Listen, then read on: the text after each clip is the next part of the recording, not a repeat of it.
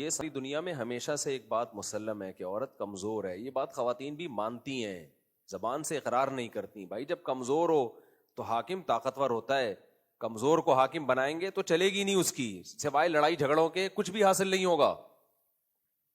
جس گھر میں عورت کی حکومت ہے, مرد بیکار ہیں وہاں پہ, تو وہاں لڑائی جھگڑے ہوتے ہیں, وہاں کوئی فیصلہ ہی نہیں ہو پاتا. کیونکہ مرد کو اللہ نے طاقتور بنایا ہے تو اس کے دل میں احساس رہتا ہے کہ میں آدمی کس بات کا ہوں بھائی, میں اگر میری گھر میں چلنی نہیں ہے تو طلاقیں ہوں گی, گھر ٹوٹیں گے, بچے باغی ہوں گے. یہ ہو رہا ہے مارکیٹ میں. آدمی کا نالائق ہونا اتنا برا نہیں ہے جتنا کمزور ہونا برا ہے. بہت گہری بات کی ہے ہم سب کے بارے میں. ہم سب نالائق شوہر شمار ہوتے ہیں نا. نالائق ہونا مرد کا یہ بھی برا ہے, اتنا برا نہیں ہے جتنا یہ زیادہ برا ہے کہ آدمی ہو اور گھر میں اس کی چلتی نہ ہو. اس سے گھر کا بیڑا غرق. نالائق ہو کے بھی کنٹرول ہوگا نا تو گھر چل جائے گا. لائق ہو اور کنٹرول نہ ہو, ایسے لائق کا کیا کرنا ہے بھائی. بہت نیک نیک شوہروں کو جانتا ہوں, بیڑا ہی غرق کر دیا گھر کا انہوں نے. جی حضوری میں بیڑا کیا کر دیا, غرق کر دیا. ٹارزن نہیں بن جانا اب جا کے چنگیز خان کی طرح تلوار لے کے جا رہے, ارطغرل بن گئے. تو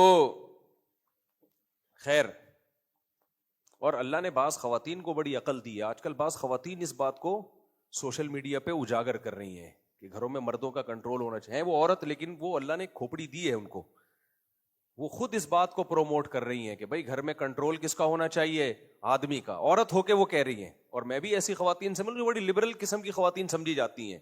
بعض میٹنگز میں ملاقاتیں ہوئی جو بڑی ماڈرن خواتین سمجھی جاتی ہیں, وہ مجھے اپریشیٹ کر رہی تھی کہ یار یہ جو آپ بات کرتے ہو نا کہ گھر میں مرد کی حکومت ہونی چاہیے, 100% درست ہے.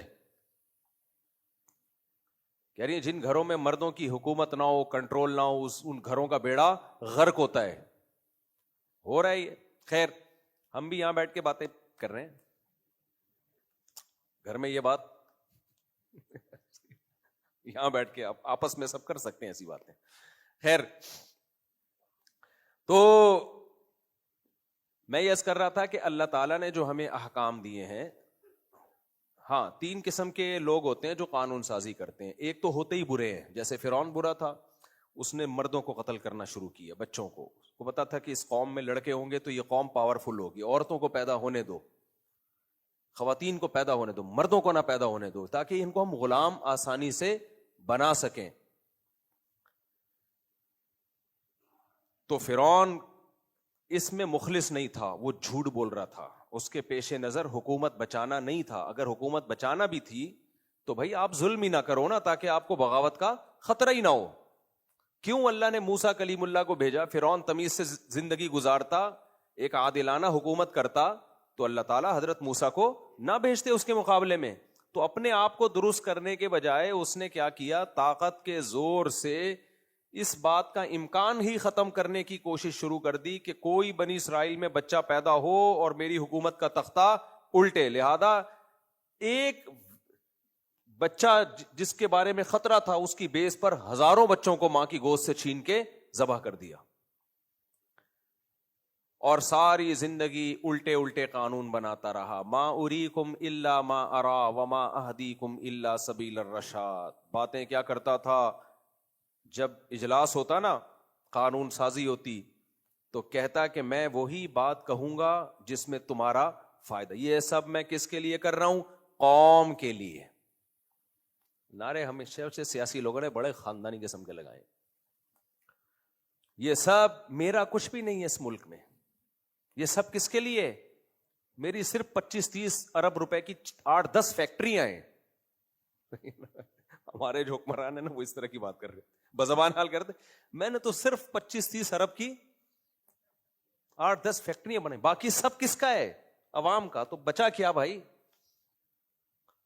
اچھا, جو عوام کا ہوتا ہے اس میں بھی ان کو جو سڑکیں بھی بن رہی ہوتی ہیں نا, وہ بھی اپنے ہی کھانچے چل رہے ہوتے ہیں اس میں. اللہ, ڈامر بھی انہی کے سے خریدو, گٹر کے ڈھکن بھی انہی سے خریدو, سریا بھی انہی سے خریدو. عجیب سیٹ اپ چل رہا ہے بھائی. بہرحال, اچھا ہم لوگ جو سمجھتے ہیں نا باہر والے بہت نیک ہوتے ہیں, ایسا نہیں ہے میرے بھائی.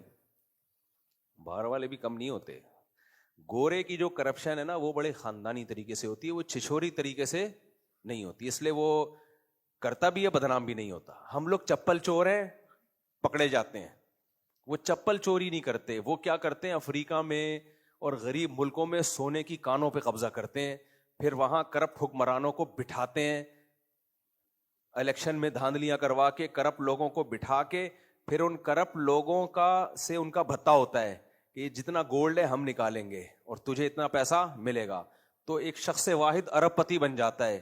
تو گورا کہتا ہے کوئی بات نہیں, تیرے پاس اگر اربوں روپے بھی آ گئے نا, اس سے کوئی فرق نہیں پڑتا, ملک اسٹیبل نہیں ہونا چاہیے. لہذا وہ سارا, میں تو دنیا میں سفر کیا میرے بھائی, جس ملک میں سب سے زیادہ وسائل ہیں وہی سب سے زیادہ غریب ہے.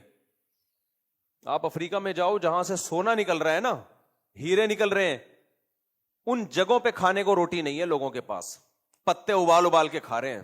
یہ حال ان کا کس نے کیا ہے؟ یہ انہی قوموں نے کیا جن کو ہم دن رات سلوٹ کرتے ہیں. کہتے ہیں یار یہ ہوتی ہیں ترقی یافتہ قومیں, یہ ہوتے ہیں خاندان